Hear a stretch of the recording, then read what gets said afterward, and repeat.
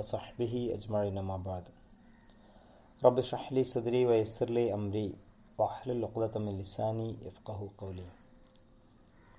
പ്രിയമുള്ള രക്ഷിതാക്കളെ, സഹോദരി സഹോദരന്മാരെ, അള്ളാഹു നമ്മെ അനുഗ്രഹിക്കുമാറാവട്ടെ. ആമീൻ. നമ്മുടെ ജീവിതത്തിൽ അറിഞ്ഞും അറിയാതെയും സംഭവിച്ചു പോയ എല്ലാ തെറ്റുകുറ്റങ്ങളും വീഴ്ചകളും കരുണാവാരിധിയായ നാഥൻ പുറത്തു മാപ്പാക്കി തരുമാറാവട്ടെ. ആമീൻ. ഖാല റസൂലുള്ളാഹി സ്വല്ലല്ലാഹു അലൈഹി വസല്ലം അൻ അബീ ഹുറൈറ റളിയല്ലാഹു അൻഹു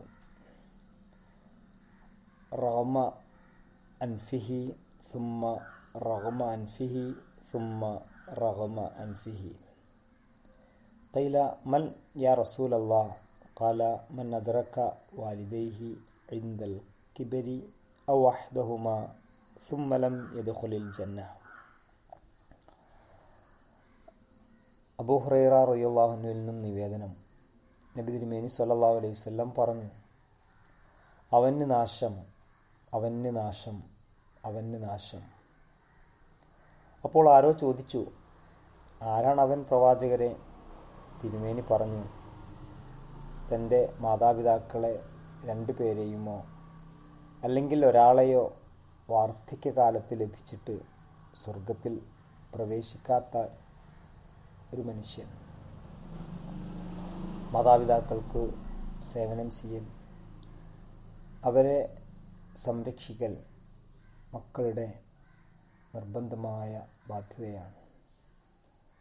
കഴിഞ്ഞ ദിവസം വയനാട് ജില്ലയിലെ പീസ് വില്ലേജ് എന്ന മനോഹരമായ ഒരു സമാധാന ഗ്രാമത്തിൽ പ്രവേശിച്ചു. അവിടെ നൂറുകണക്കിന് മാതാപിതാക്കളെ കാണാൻ കഴിഞ്ഞു. എല്ലാവരും മക്കൾ മരണപ്പെട്ട് അനാഥരായി പോയവരല്ല, മറിച്ച് നല്ല ജോലിയോടെ കുടുംബസമേതം ഇപ്പോഴും ജീവിച്ചുകൊണ്ടിരിക്കുന്ന മക്കളുടെ ഉപ്പയും ഉമ്മയുമാണവർ. മക്കൾക്ക് മാതാപിതാക്കളെ സംരക്ഷിക്കുവാനോ അവരെ പരിപാലിക്കുവാനോ അവർക്ക് സേവനം ചെയ്യുവാനോ പല കാരണങ്ങളാൽ താല്പര്യമില്ലാത്തവരാണ്. ഒരു സുഹൃത്തിൻ്റെ അനുഭവം പങ്കുവെക്കുകയുണ്ടായി. അമേരിക്കയിൽ ജോലിയുള്ള മകനും അദ്ദേഹത്തിൻ്റെ ഭാര്യയും ഗൾഫിലേക്ക് തിരിച്ചു പോകാൻ ഒരുങ്ങുന്ന സമയത്ത് വീട്ടിലേക്ക് വന്ന് തൻ്റെ ഉമ്മയെയും കൂട്ടി വൃദ്ധസദനത്തിലേക്ക് കൊണ്ടാക്കാൻ പോകുന്ന സന്ദർഭം. അവിടെ എത്തി ഉമ്മയെ അവിടെ ഏൽപ്പിച്ച് തിരിച്ചു പോരുമ്പോൾ ഈ മകൻ വല്ലാണ്ട് അസ്വസ്ഥപ്പെടുന്നത് ഒരാൾക്ക് കാണാൻ കഴിഞ്ഞു. ഉമ്മയെ കൊണ്ടാക്കി പെട്ടെന്ന് തന്നെ തിരിച്ചു വന്നു. അപ്പോൾ വിചാരിച്ചു, അൽഹംദുലില്ലാഹ്, ഉമ്മയെ ഞങ്ങളിവിടെ ആക്കുന്നില്ല, ഞങ്ങൾ വീട്ടിലേക്ക് തിരിച്ചു കൊണ്ടുപോവുകയാണ് എന്നൊക്കെ പറയാനായിരിക്കും. എന്നാൽ അതിനല്ല മകൻ വന്നത്. ഞങ്ങൾ പോയി കുറച്ച് കഴിഞ്ഞ് ഇനി വരും, അതിനിടക്ക് ഉമ്മ മരണപ്പെട്ടാൽ അക്കർമ്മം നിങ്ങൾ ചെയ്യില്ലേ എന്ന ചോദ്യമായിരുന്നു അത്രേ. പ്രിയമുള്ളവരെ, ജീവിച്ചിരിക്കുന്ന മാതാപിതാക്കളെ സേവിക്കാൻ, അവർക്ക് വേണ്ടത് ചെയ്തു കൊടുക്കാൻ ഒരു മകന് ഒരു മകൾക്ക് സാധിച്ചാൽ അതാണ് സ്വർഗപ്രവേശനത്തിൻ്റെ ഏറ്റവും പ്രധാനപ്പെട്ട കാരണമെന്ന് റസൂലുള്ളാഹി സ്വല്ലല്ലാഹു അലൈഹി വസല്ലം പഠിപ്പിക്കുന്നുണ്ട്. തനിക്ക് വലിയ ജോലിയും സ്റ്റാറ്റസുമൊക്കെ ആകുമ്പോൾ തൻ്റെ മാതാപിതാക്കൾ ഏതെങ്കിലും അർത്ഥത്തിൽ തനിക്കൊരു കുറച്ചിലായി അനുഭവപ്പെടുന്ന മകൻ, മകൾ വളരെ ഗൗരവത്തോടെ പ്രവാചകൻ്റെ ഈ വചനം കാണേണ്ടതുണ്ട്. നമ്മുടെ മാതാപിതാക്കൾ നമ്മുടെ കൂടെ ഉണ്ടായിട്ടും സ്വർഗം നേടിയെടുക്കാൻ കഴിയാതെ പോയാൽ ജീവിതത്തിൻ്റെ ഏറ്റവും വലിയ നഷ്ടമതാണ് എന്ന് പ്രവാചകൻ തിരുമേനി സല്ലല്ലാഹു അലൈഹി വസല്ലം പഠിപ്പിക്കുന്നുണ്ട്. അബൂബക്കർ റളിയല്ലാഹു അൻഹുവിൽ നിന്നും നിവേദനം, നബി തിരുമേനി സല്ലല്ലാഹു അലൈഹി വസല്ലം പറയുന്നു, അലാ ഉനബ്ബിഉക്കും ബിഅക്ബരിൽ കബായിർ. സലാസൻ 3 പ്രാവശ്യം അള്ളാഹുവിൻ്റെ പ്രവാചകൻ പറഞ്ഞു, ഞാൻ നിങ്ങൾക്ക് മഹാപാപങ്ങളെക്കുറിച്ച് പറഞ്ഞു തരട്ടെയോ? ഞങ്ങൾ പറഞ്ഞു, അതേ പ്രവാചകരെ.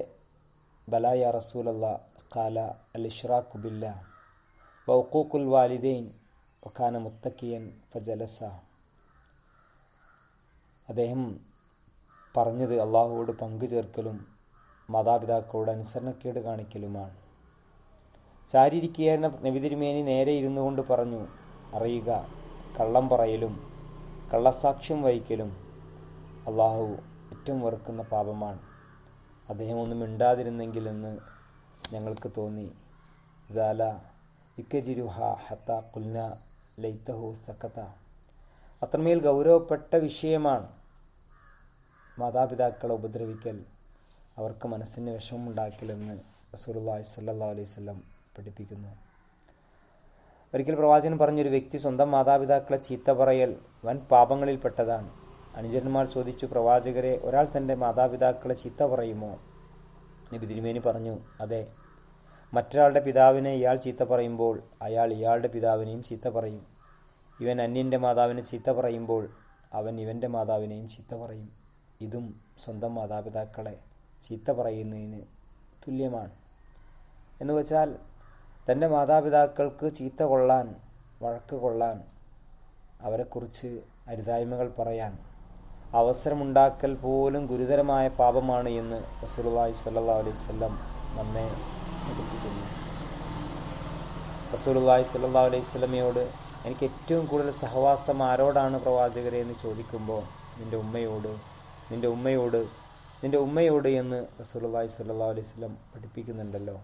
സുമ്മമൻ സുമ്മ അബൂക്ക. ഉമ്മയും ഉപ്പയില്ലെങ്കിൽ നമ്മൾ ആരുമില്ല.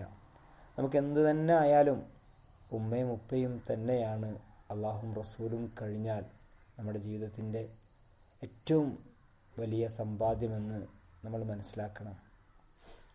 അള്ളാഹു എന്നോട് നന്ദി കാണിക്കുക, അനിഷ്കുർലി വലി വാലിദയ്യ, നിൻ്റെ മാതാപിതാക്കളോടും നന്ദി കാണിക്കുക എന്ന് റസൂലുള്ളാഹി സ്വല്ലല്ലാഹു അലൈഹി വസല്ലം പഠിപ്പിക്കുന്നുണ്ട്. ഒരു ഹദീസ് കൂടി ശ്രദ്ധയിൽപ്പെടുത്തിയിട്ട് അവസാനിപ്പിക്കാം. മുആവിയത്ത് ബിൻ ജാമിയ റിപ്പോർട്ട് ചെയ്യുന്നു, എൻ്റെ പിതാവ് ജാമിയ നബിയുടെ അടുത്ത് ചെന്നുകൊണ്ട് പറഞ്ഞു, അള്ളാഹുവിൻ്റെ ദൂതരെ, ഞാൻ യുദ്ധം ചെയ്യാൻ ഉദ്ദേശിക്കുന്നു. അതുമായി ബന്ധപ്പെട്ട് അങ്ങയോട് കൂടിയാലോചിക്കാൻ വന്നതാണ് ഞാൻ. അപ്പോൾ തിരുമേനി പറഞ്ഞു, താങ്കൾക്ക് മാതാവുണ്ടോ? അദ്ദേഹം പറഞ്ഞു, ഉണ്ട്. നബി തിരുമേനി പറഞ്ഞു, എങ്കിൽ അവരെ വേർപിരിയാതിരിക്കുക, കാരണം അവരുടെ പാദത്തിനു കീഴിലാണ് നിൻ്റെ സ്വർഗം. ഓരോ നമസ്കാരങ്ങൾക്ക് ശേഷവും ഉമ്മാക്കും ഉപ്പാക്കും വേണ്ടി ഇങ്ങനെ പ്രാർത്ഥിക്കാൻ മക്കളായ നമുക്ക് കഴിയണം. റബ്ബിർഹംഹുമാ കമാ റബ്ബയാനി സഗീറ. അവർ രണ്ടുപേരും എന്നെ ചെറുപ്രായത്തിൽ വളർത്തിയതുപോലെ നീ അവർക്ക് കാരുണ്യം ചെയ്യണമേ നാഥ എന്ന് പ്രാർത്ഥിക്കണം എന്ന് ഖുർആൻ നമ്മെ ഓർമ്മപ്പെടുത്തുന്നു. പ്രിയമുള്ള സഹോദരി സഹോദരന്മാരെ, നമ്മുടെ കുടുംബം നമുക്ക് തണലാവണം. എല്ലാവരോടുമുള്ള കടമകളും കടപ്പാടുകളും മനസ്സിലാക്കുകയും അത് പരസ്പരം സന്തോഷത്തോടെ നിർവഹിക്കാൻ ശ്രമിക്കുമ്പോഴാണ് കുടുംബത്തിൽ സന്തോഷവും ഇമ്പവും ഉണ്ടാവുക. പരസ്പരം കുറ്റപ്പെടുത്തലുകളും ചീത്ത പറച്ചിലുകളും വഴക്ക് പറയലുമൊക്കെ കുറക്കുകയും പരസ്പരം സ്നേഹം പ്രകടിപ്പിക്കുകയും സ്നേഹത്തോടെ സന്തോഷത്തോടെ ജീവിക്കാൻ പരിശ്രമിക്കുകയും ചെയ്യുക. നമ്മുടെ മക്കൾ, ഇണകൾ, മാതാപിതാക്കൾ, സഹോദരങ്ങൾ എല്ലാവരും നമ്മുടെ സമ്പാദ്യമാണ്. ബന്ധങ്ങളാണ് മനുഷ്യജീവിതത്തിലെ ഏറ്റവും വിലയുള്ളത് എന്ന് മനസ്സിലാക്കുക. അള്ളാഹു നമ്മെ അനുഗ്രഹിക്കുമാറാവട്ടെ. വാഖിറു ദഅവാന അനിൽ ഹംദുലില്ലാഹി റബ്ബിൽ ആലമീൻ.